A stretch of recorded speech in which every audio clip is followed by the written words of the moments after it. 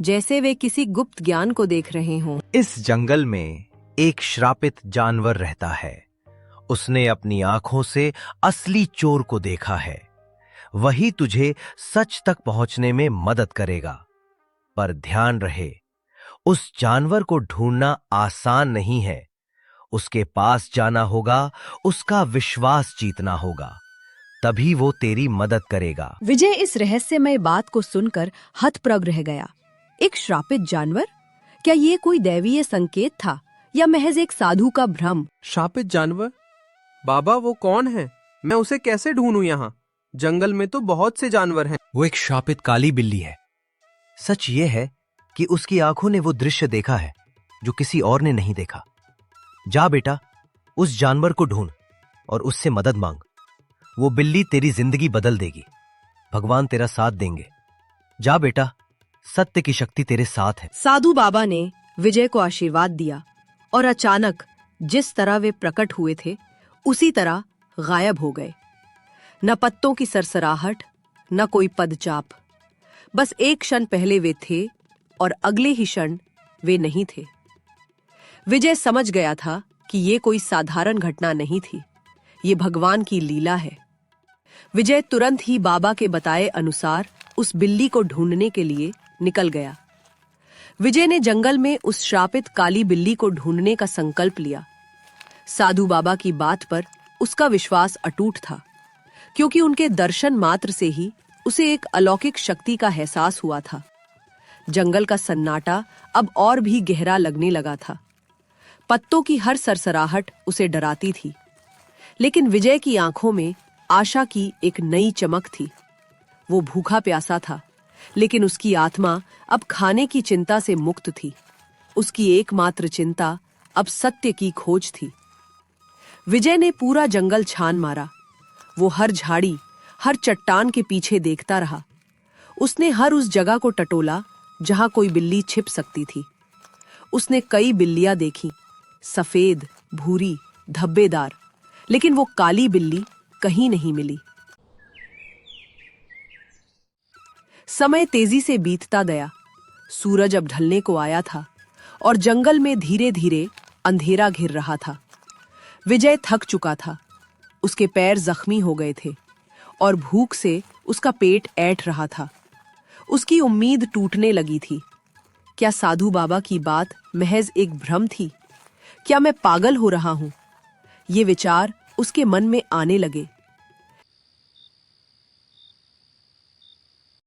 विजय अब निराश होकर अपनी झोपड़ी की तरफ जा रहा था। उसे लगा कि वो मीरा को क्या बताएगा कि उसने एक ऐसी बिल्ली को ढूंढने में पूरा दिन बर्बाद कर दिया जो शायद अस्तित्व में ही ना हो। तभी अचानक उसकी नजर एक पुरानी मोटी जड़ वाले बरगद के पेड़ के नीचे पड़ी।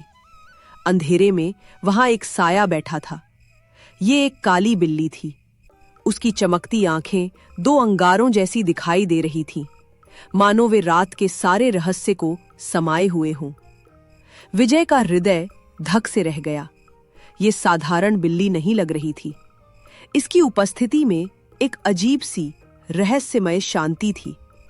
विजय धीरे धीरे सावधानी से उस बिल्ली के पास गया। वो डर रहा था कि कहीं ये भाग ना जाए। उसने अपनी आवाज को यथासंभव विनम्र और विनती भरा बनाया। ओ बिल्ली रानी, क्या तुम वही हो जिसके बारे में साधु बाबा ने कहा था? क्या तुमने उस रात देखा था असली चोर कौन है? बिल्ली ने कोई जवाब नहीं दिया, बस अपनी तेज चमकदार आंखों से विजय को घूर रही थी। विजय को लगा कि वो शायद पागल हो गया है। उसने अपने जीवन का सारा दर्द और हताशा अपने शब्दों में भर दिया। माँ बिल्ली, क्या तुम मेरी मदद करोगी? मुझ पर झूठा इल्जाम लगाकर गांव से निकाल दिया गया है। मैं जानता हूं कि मेरे दिल में कोई छल नहीं है। क्या तुम सच जानती हो? मुझे बता दो, असली चोर कौन है? विजय की आंखों से आंसू बहने लगे। वो बिल्ली के सामने रो रहा था, एक जानवर के सामने जिसे वो अपनी अंतिम आशा मान चुका था। बिल्ली उसकी आंखों में देखती है। विजय का साफ दिल, उसकी बेगुनाही और उसकी अच्छी नीयत बिल्ली को उस श्राप से मुक्ति दिलाने के लिए पर्याप्त थीं। जैसे ही उसने विजय के सच्चे हृदय को देखा, उसे सब समझ आ गया हो। अचानक बिल्ली की आंखों से एक अजीब सी चमक निकलती है। ये चमक नीली थी, जो जंगल के अंधेरे को एक क्षण के लिए चीर गई, और फिर एक स्पष्ट, मीठी और इंसानी आवाज में वो बोल उठी, विजय, तुम्हारे साथ बहुत बड़ा अन्याय हुआ है। मंदिर के गहने तुमने नहीं चुराए। असली चोर तुम्हारे गांव का सेठ धनराज और उसका नौकर जग्गा है। दोनों ने मिलकर मंदिर से गहने चुराए और चोरी का इल्जाम तुम्हारे सिर पर चढ़ा दिया ताकि कोई शक न करे। सेठ जानता था कि तुम गरीब हो, तुम्हारे पास कोई सबूत नहीं होगा, इसलिए उसने चालाकी से तुम्हें बलि का बकरा बना दिया। विजय जमीन पर बैठ गया। वो बिल्ली के बोलने से उतना स्तब्ध नहीं था जितना सेठ का नाम सुनकर। क्या? वही सेठ जो सबसे धर्म और दान की बातें करता है, और उसका नौकर भी? तो यही सच्चाई है। गांव वालों ने मेरी ईमानदारी पर शक किया और असली अपराधी चैन से सो रहा है। विजय के मन में अब दुख नहीं था, केवल न्याय की आग थी। माँ बिल्ली, अब मैं क्या करूं? ये सच गांव वालों तक कैसे पहुंचाऊं? विजय जानता था कि अगर वो अकेला जाकर ये बात कहेगा तो कोई नहीं मानेगा। समय आने दो विजय, सच को कोई दबा नहीं सकता। मैं तुम्हारी मदद करूंगी। तुम मुझे कल गांव लेकर चलो। मैं वहां जाकर सबको सारी सच्चाई बताऊंगी और तुम्हें निर्दोष साबित करूंगी। विजय को बिल्ली की बातें सुनकर न केवल राहत मिली, बल्कि एक अजीब सी ऊर्जा महसूस हुई। उसे लगा कि भगवान ने उसे एक साथी, एक गवाह और एक मार्गदर्शक दिया है। विजय तुरंत उठ खड़ा हुआ। वो बिल्ली के सामने नतमस्तक हुआ, जो अब भी वहीं बैठी थी। उसकी आंखें चमक रही थीं। वो घर जाकर मीरा को पूरी बात बताने के लिए आतुर था। उसका विश्वास अब अडिग हो चुका था। कल की सुबह देवपुर में केवल सूरज नहीं, बल्कि सत्य उदय होने वाला था।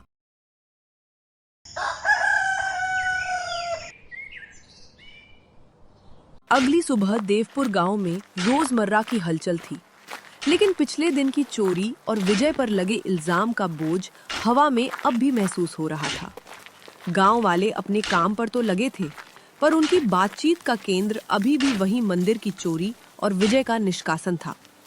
इसी बीच गांव की मुख्य सड़क पर एक अद्भुत दृश्य दिखाई दिया। विजय अपनी पत्नी मीरा के साथ आत्मविश्वास से भरा हुआ गांव की ओर आ रहा था। उनके पीछे चुपचाप एक काली बिल्ली चल रही थी, जिसकी आंखें सुबह की धूप में भी रहस्यमय ढंग से चमक रही थी। विजय और मीरा की वापसी ने गांव वालों को चौंका दिया। उन्हें उम्मीद नहीं थी कि जिस व्यक्ति को उन्होंने कल इतनी क्रूरता से बाहर निकाला था, वो इतनी जल्दी लौट आएगा। लोग अपने घरों के दरवाजों और खिड़कियों से झांकने लगे। विजय सीधा गांव के केंद्र, जहां कल भीड़ इकट्ठा हुई थी, वहीं जा खड़ा हुआ।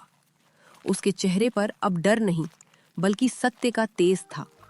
उसने अपनी आवाज को पूरी ताकत से उठाया ताकि हर ग्रामीण सुन सके। गांव वालों, आप सबने मुझे चोर बोलकर गांव से निकाल दिया था। आप सबने मेरी ईमानदारी पर शक किया, मेरे परिवार को अपमानित किया। पर असली चोर अभी भी गांव में ही बैठा है, अपनी अमीरी के पीछे छिपा हुआ है। आज मेरे पास एक गवाह है जो मुझे निर्दोष साबित करेगा। विजय के शब्दों में ऐसी शक्ति थी कि गांव वाले धीरे धीरे उसके चारों ओर इकट्ठा होने लगे। सेठ धनराज, जो अपनी हवेली के द्वार पर खड़ा ये सब देख रहा था, घबरा गया। वो तेजी से भीड़ की ओर आया, अपने चेहरे पर झूठी चिंता और क्रोध का नकाब पहनकर। अरे विजय, तुझे शर्म नहीं आती? चोरी करके फिर यहाँ आ गया। तेरी जगह गांव के बाहर की टूटी झोपड़ी में है। कौन है तेरा गवाह? तेरा ये पागलपन अब और नहीं चलेगा। विजय ने सेठ की आंखों में देखा और बिना डरे मुस्कुराया। फिर उसने अपने पास खड़ी काली बिल्ली की ओर इशारा किया। मेरा गवाह ये काली बिल्ली है। ये उस रात की सच्ची गवाह है। गांव वाले कानाफूसी करने लगे। ये पागल हो गया है? ये बिल्ली क्या गवाही देगी? सेठ धनराज उपहास में हंसने लगा। अचानक वह चमत्कार हुआ। काली बिल्ली ने एक क्षण के लिए अपनी आंखें बंद की और फिर अपनी चमकदार आंखों को गांव वालों पर केंद्रित करके उसने इंसानी आवाज में बोलना शुरू किया। गांव वालों सुनो, असली चोर विजय नहीं है। मैंने अपनी आंखों से देखा है। मंदिर के गहने सेठ धनराज और उसके नौकर जग्गा ने मिलकर चुराए हैं। सेठ ने केवल अपने लालच को पूरा करने के लिए विजय की गरीबी का फायदा उठाकर उसे बलि का बकरा बनाया। अगर तुम्हें यकीन नहीं होता तो सेठ के घर जाकर देखो, गहने वहीं मिलेंगे। बिल्ली की इंसानी आवाज और उसके स्पष्ट इल्जाम ने पूरे गांव को स्तब्ध कर दिया। भीड़ में पूरी तरह सन्नाटा पसर गया था। अरे ये बिल्ली बोल कैसे रही है? ये तो कोई मायावी चीज है। सेठ धनराज, वो तो सबसे ज्यादा धर्म की बातें करता है। क्या वो सचमुच चोर है? चलो हम जाकर देखते हैं सेठ के घर गहने हैं या नहीं। वैसे भी सेठ ही हमें हमेशा धोखा देता रहा है, ब्याज पर 4 गुना पैसे वसूलता है। भीड़ में सत्य की जांच करने का जोश भर गया। गांव के कुछ निडर और अनुभवी लोग तुरंत सेठ धनराज की हवेली की ओर भागे। सेठ का नौकर जग्गा, जो वहां खड़ा था, डर के मारे कांपने लगा और धीरे से भागने की कोशिश करने लगा। लेकिन विजय के पास खड़े कुछ युवकों ने उसे पकड़ लिया। कुछ ही देर में गांव वाले हवेली से भागे भागे वापस आए। उनके हाथों में वो कपड़ा था जिसमें लिपटे हुए मंदिर के सोने और चांदी के गहने थे। गहनों को देखकर भीड़ का शक यकीन में बदल गया। अब पूरे गांव में एक ही आवाज गूंजने लगी, सेठ चोर है, सेठ चोर है। झूठ मत झूठ मत बोलिए बोलिए सेठ सेठ जी। सेठ धनराज का चेहरा अब पूरी तरह सफेद पड़ चुका था। उसकी सारी अकड़, उसका सारा घमंड टूट गया। वह घबराकर अपने अपराध को जग्गा के सिर पर डालना चाहता था। अरे नहीं नहीं, मैं चोर नहीं हूँ। ये सब मेरे नौकर की करतूत है। उसने ही चोरी की है। मैं तो खुद हैरान हूँ। झूठ मत बोलिए सेठ जी। आप सबसे ब्याज में 4 गुना पैसे वसूलते हो, अब चोरी भी करवा रहे हो। आपकी नीयत में खोट है। ठीक है, अगर तुम सब कहते हो तो इस नौकर को सजा मैं दूंगा, क्योंकि यही असली चोर है। मुझे इस बारे में कुछ नहीं पता था। सेठ ने अपने आप को बचाने के लिए अपने ही नौकर को बलि का बकरा बनाने की कोशिश की, लेकिन गांव वाले अब सच्चाई जान चुके थे। उनकी इज्जत हमेशा के लिए मिट्टी में मिल गई थी। गांव वालों ने सेठ को सबक सिखाने का फैसला किया। सेठ को मजबूर किया गया कि वो सारे गहने वापस मंदिर में रखवा दें, और गांव वालों ने तय किया कि आज से सेठ धनराज से कोई भी लेन देन नहीं रखेगा। असली चोर का पर्दाफाश होने के बाद गांव वालों को अपनी गलती का गहरा एहसास हुआ। उन्हें याद आया कि विजय ने हमेशा ईमानदारी और मेहनत से काम किया था, और उन्होंने केवल सेठ के कहने पर एक निर्दोष व्यक्ति को गांव से निकाल दिया था। विजय, हमें माफ कर दो। हमने तुम्हारी बात पर यकीन नहीं किया और तुम्हारे साथ बहुत बड़ा अन्याय किया। सेठ के लालच ने हमारी आंखें बंद कर दी थी। हमें माफ कर दो विजय। मीरा, हम अपनी गलती मानते हैं। विजय और मीरा की आंखों में अब आंसू थे, पर ये आंसू दुख के नहीं बल्कि सम्मान और मुक्ति के थे। मैं तो बस यही चाहता था कि सच सामने आए। गांव वालों ने पूरे आदर सम्मान के साथ विजय और मीरा को वापस उनके घर बुलाया। उनका छोटा सा मिट्टी का घर, जो कल तक गरीबी का प्रतीक था, अब उनकी ईमानदारी के सम्मान का केंद्र बन गया था।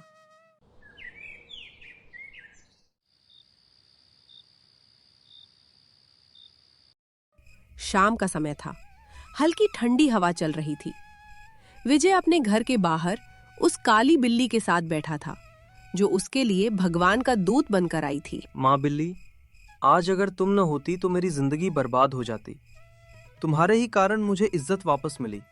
तुम्हारा बहुत बहुत धन्यवाद। विजय, अब मुझे तुमसे एक आखिरी बात कहनी है। अचानक एक तेज रोशनी बिल्ली के चारों ओर फैलने लगती है। रोशनी इतनी तेज थी कि विजय को अपनी आंखें बंद करनी पड़ी। बिल्ली चमकने लगी और पल भर में वह एक सुंदर अप्सरा में बदल जाती है। विजय आश्चर्य से पीछे हट जाता है। अरे ये क्या हुआ? तुम अचानक अप्सरा कैसे बन गई? कौन हो तुम? अप्सरा के चेहरे पर दिव्य शांति और करुणा थी। हाँ विजय, मैं एक अप्सरा ही हूँ। मुझे स्वर्ग से श्राप मिला था। जब तक मैं धरती पर किसी सच्चे और भले इंसान की मदद नहीं करती, तब तक मुझे इस बिल्ली के रूप में ही रहना था। तुम एक सच्चे और ईमानदार इंसान हो, इसलिए तुम्हें बचाकर मैंने भी अपना श्राप तोड़ दिया। तुम्हारी ईमानदारी और भलाई ने मुझे श्राप से मुक्त कर दिया है। तुम्हारा बहुत बहुत धन्यवाद विजय। अप्सरा अब विजय को वरदान देने के लिए तैयार थी, क्योंकि उसने उसे अपनी मुक्ति दिलाई थी। मैं बहुत खुश हूँ। मैं तुम्हें वरदान देना चाहती हूँ। तुम्हें जो चाहिए बेझिझक कहो। विजय की आंखों में चमक आ जाती है। वो भावुक होकर अप्सरा को प्रणाम करता है। उसकी पहली इच्छा भौतिक सुख नहीं, बल्कि अपने परिवार के कष्टों का अंत था। देवी, मेरी जिंदगी गरीबी से घिरी हुई है। मैं दिन रात खेतों में मेहनत करता हूँ, मगर फसल कभी अच्छी नहीं होती। ऊपर से कर्ज का बोझ है। मेरे परिवार के लिए 2 वक्त की रोटी जुटाना भी मुश्किल हो जाता है। अप्सरा ने मुस्कुराकर विजय के पवित्र इरादे को समझा। विजय, मैं तुम्हें वरदान देती हूँ। तुम्हारी परेशानी अब समाप्त होगी। जंगल के बीच में जहाँ तुम मुझे ढूंढ रहे थे, एक लाल फूल के पौधे के पास एक चमत्कारी फल का पेड़ है। वो पेड़ स्वर्ग से आया है। उस पेड़ का फल सिर्फ ईमानदार इंसान ही खा सकता है। तुम वहां जाओ और वो फल खाओ। तुम्हारे खेतों में समृद्धि होगी, कर्ज मिट जाएगा और जीवन खुशहाल हो जाएगा। बस याद रखना, तुम हमेशा ऐसे ही रहमदिल रहना, वरना तुम्हारी जिंदगी वापस वैसे ही हो जाएगी। सुखी रहो विजय। अब मैं चलती हूँ, अपना ख्याल रखना। विजय को वरदान देकर अप्सरा अचानक गायब हो जाती है। विजय तुरंत उस चमत्कारी पेड़ को ढूंढने के लिए जंगल की ओर भागा। सूरज ढलने को था।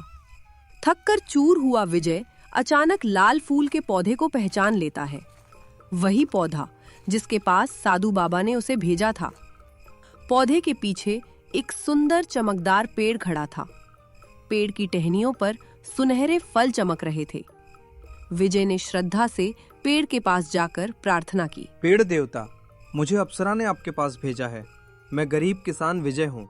क्या मैं आपके फल खा सकता हूँ? अचानक पेड़ से एक शांत गूंजती हुई आवाज आई। विजय, मुझे सब पता है। तुम सच्चे और भले इंसान हो, इसीलिए अप्सरा ने तुम्हें यहाँ तक पहुँचाया है।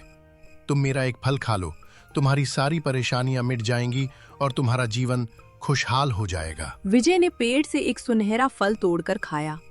जैसे ही उसने फल खाया, उसके शरीर में एक अजीब सी ऊर्जा दौड़ गई, मानो उसे वर्षों का विश्राम मिल गया हो।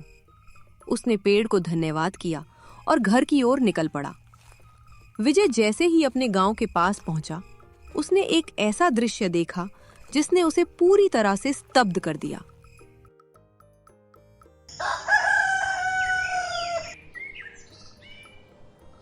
उसकी छोटी सी टूटी हुई मिट्टी की झोपड़ी एक सुंदर बड़ा आलीशान घर में बदल गई थी।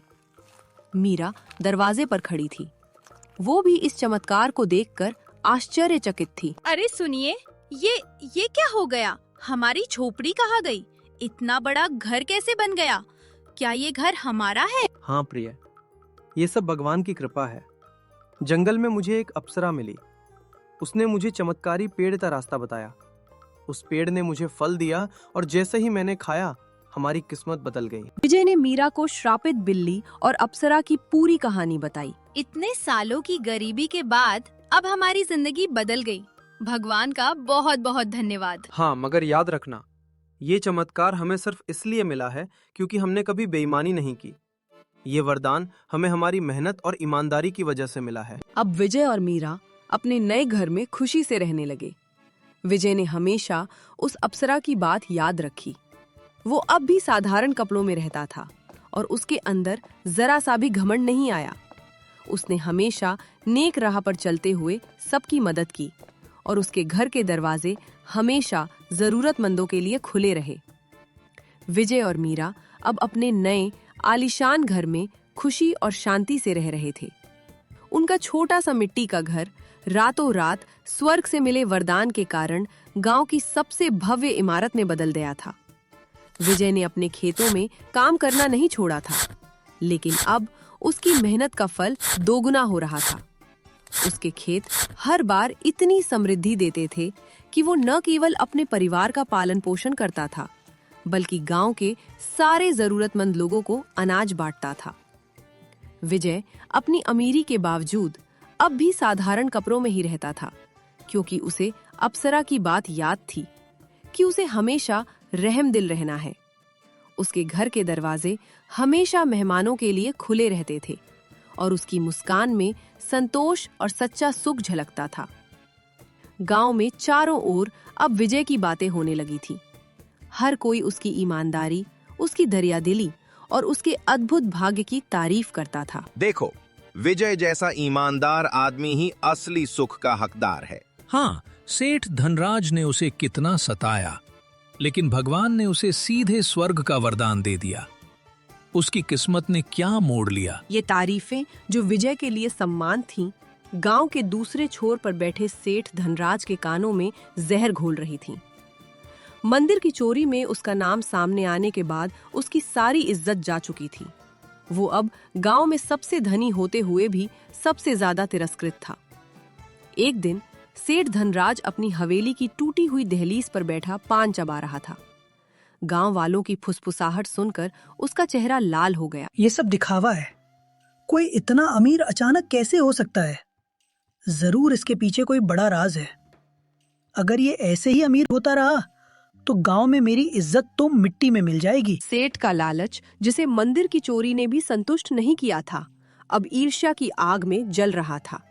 उसे विजय की दौलत से नहीं, बल्कि विजय के सम्मान से जलन थी। सेठ को लगा कि वह अभी भी गांव का सबसे शक्तिशाली व्यक्ति होना चाहिए, और अगर विजय उससे ज्यादा सम्मानित हो गया तो यह उसकी हार होगी। उसने तुरंत अपने नौकर जग्गा को बुलाया, जो चोरी की घटना के बाद डर कर चुपचाप रहता था। अबे जग्गा सुन, तू जरा विजय पर नजर रख और पता कर कि इसके पास दौलत आने का असली राज क्या है।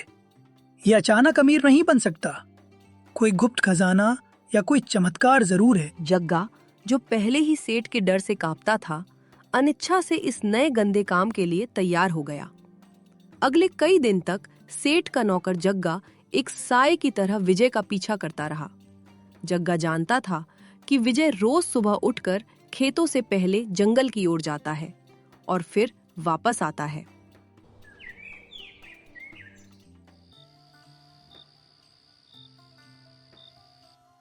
एक दिन सूरज उगने से ठीक पहले जग्गा ने देखा कि विजय जंगल में एक विशेष रास्ते पर जा रहा है। जग्गा चुपके चुपके झाड़ियों के पीछे छिपकर उसका पीछा करने लगा। विजय एक लाल फूल के पौधे के पास रुका और फिर पौधे के पीछे खड़े उस चमत्कारी पेड़ के पास गया। विजय ने पेड़ को प्रणाम किया और फिर बड़े श्रद्धा भाव से उसके सुनहरे फल में से एक तोड़कर खा लिया। फल खाते ही विजय के चेहरे पर जो शांति और ऊर्जा आई, उसे जग्गा ने अपनी आंखों से देखा। विजय ने पेड़ को धन्यवाद दिया और वापस लौट आया। जग्गा ने वह दृश्य देखा जो किसी और ने नहीं देखा था, चमत्कारी पेड़ और सुनहरे फल। जग्गा का दिमाग तेजी से घूमने लगा। उसे अब सेठ की सारी दौलत से भी ज्यादा इस फल में दिलचस्पी हो गई थी। वह तुरंत हवेली की ओर भागा। सेठ जी, मैंने सब देख लिया, सब पता कर लिया। रामू नहीं, विजय उस जंगल के बीच वाले पेड़ से बात कर रहा था। उसने उस पेड़ का फल खाया है, जिसकी वजह से उसकी गरीबी दूर हुई और वो अमीर बन गया। सेठ धनराज ने ये सुना तो उसकी आंखें लालच से भर गईं। उसके चेहरे पर एक भयानक चमक आ गई, जो उसकी कुटिलता की पराकाष्ठा थी। क्या सच में? तो चल, अभी उसी पेड़ के पास चलते हैं। अगर विजय अमीर हो सकता है तो मैं क्यों नहीं? मैं तो उससे भी बड़ा अमीर बनूंगा। मेरे पास तो पहले से ही ताकत और पैसा है।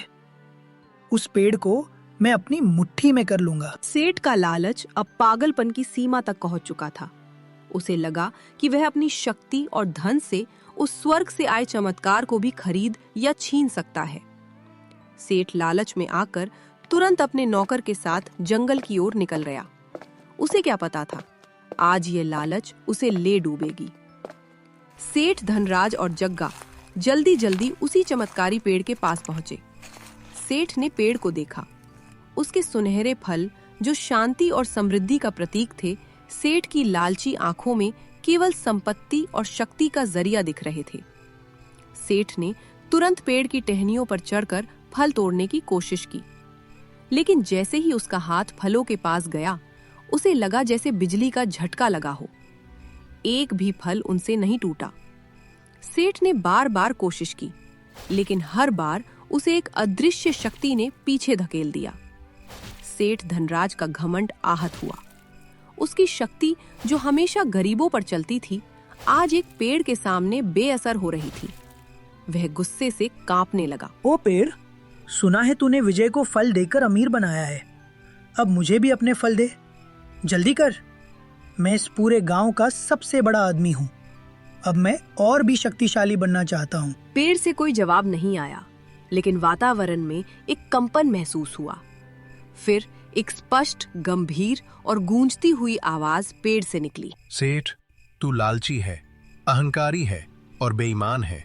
मैं अपना फल सिर्फ उसी को देता हूँ जिसके दिल में दूसरों के लिए करुणा हो, जो ईमानदार हो और सच्चा हो।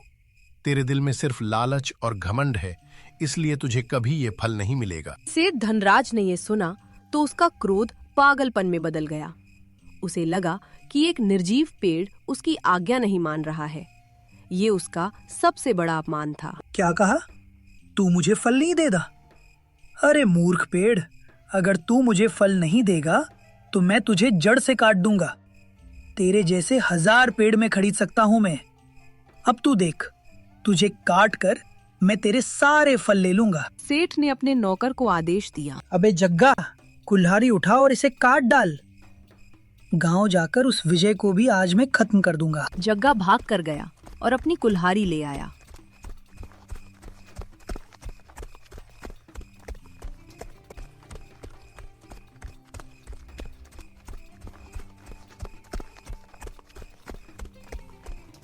सेठ पेड़ को अपने पैर से मारने लगा और जग्गा ने पूरी ताकत से पेड़ को काटने की कोशिश की। जैसे ही जग्गा की कुल्हाड़ी पेड़ की दिव्य छाल से टकराई, एक भयानक दृश्य हुआ।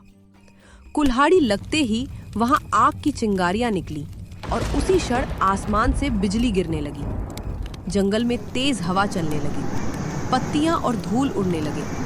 ये प्रकृति का प्रकोप था जो लालच और पाप को सहन नहीं कर सकता था। पेड़ से एक गूंजती शक्तिशाली आवाज आई। ठहरो, तुम दोनों को अपने लालच और पाप का फल अब यहीं मिलेगा। तुम्हें दूसरों की मेहनत और भलाई से जलन थी, अब तुम्हें इसका परिणाम भुगतना होगा। अचानक पेड़ से एक तेज चिंगारी और दिव्य बिजली निकली। यह इतनी शक्तिशाली थी कि सेठ और जग्गा को हिलने का मौका भी नहीं मिला। सेठ धनराज और उसका नौकर जग्गा वहीं अपने लालच और ईर्ष्या की आग में जलकर राख हो गए। उनके कपड़े, उनके शरीर, उनकी सारी संपत्ति की चाहत, सब कुछ उस दिव्य अग्नि में भस्म हो गया। जंगल में फिर से शांति छा गई, लेकिन उस जगह पर केवल राख और सेठ के लालच की अंतिम गूंज बची थी।